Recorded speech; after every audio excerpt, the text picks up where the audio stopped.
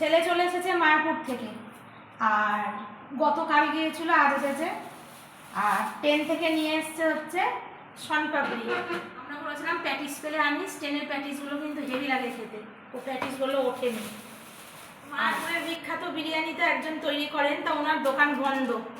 তা যাই হোক, ছেলে ফোন করে বললো পাশের দোকান থেকে বিরিয়ানি নিয়ে এসছে, 1 কন্টেনার বিরিয়ানি নিয়ে এসছে। আর ও খেয়েছে আর আমাদের জন্য নিয়ে এসছে।